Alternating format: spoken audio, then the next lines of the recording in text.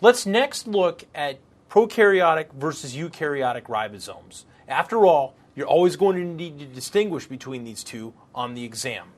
So, the first thing I want you to keep in mind is that S is not equivalent with molecular weight. What S means is a Svedberg unit, and it's simply a sedimentation coefficient. So you'll notice that, for example, in the prokaryotes, the 50S and the 30S ribosomes come together to make the 70S complete ribosomal subunit. Some of you may be thinking, but that doesn't make sense. 50 plus 30 should be 80.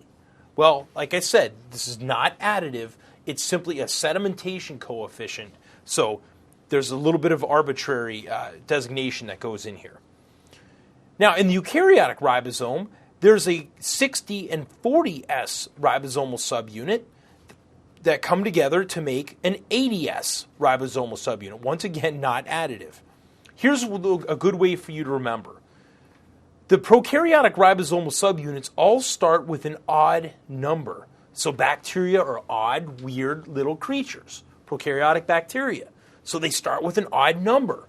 So the 70S ribosome, complete ribosome, is subdivided into a 50, starts with a 5, and a 30 starts with a 3, 30S ribosomal subunits. Whereas the eukaryotes, they start with an even number. So eukaryotes are even.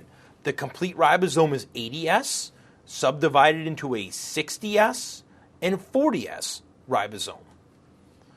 So, going back over here to the prokaryotic ribosome, you could take the large 50S ribosomal subunit and then further subdivide into a 5S and 23S ribosomal RNA.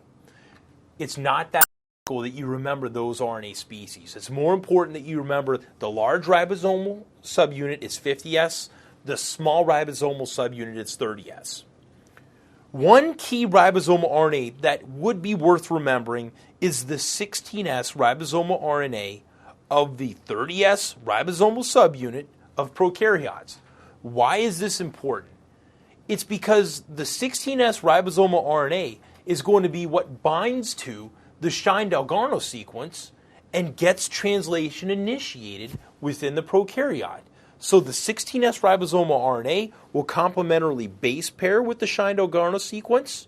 Remember where that is? It's in the 5' untranslated region of each and every prokaryotic messenger RNA.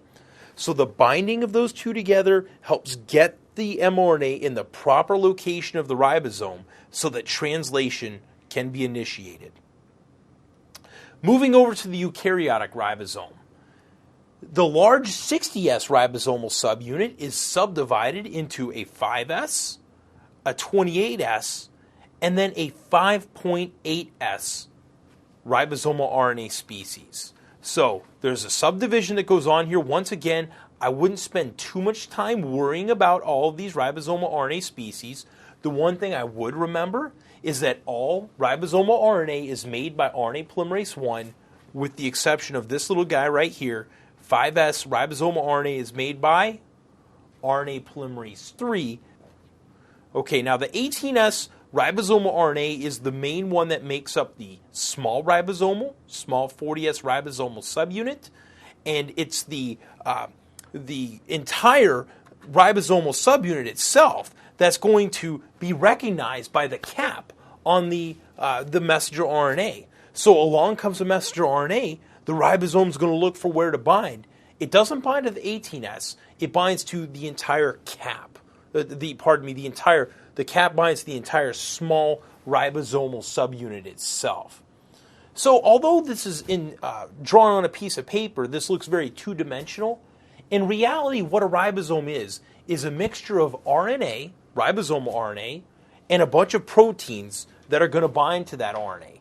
And that gives a nice three-dimensional conformation, and that's what creates the organelle, the ribosome, which is going to synthesize protein from the messenger RNA. So the key features here, once again, the prokaryotic ribosomes, 70S is the complete, divided into a 50 and 30S large and small respectively subunit. The eukaryotic ribosome is a complete 80S ribosome, subdivided into a large 60 and a small 40S ribosome. What initiates translation in prokaryotes? It's binding of the 16S ribosomal RNA to the Shine-Dalgarno sequence. What initiates translation in eukaryotes? It's binding of the complete small 40S ribosomal subunit to the cap on the messenger RNA.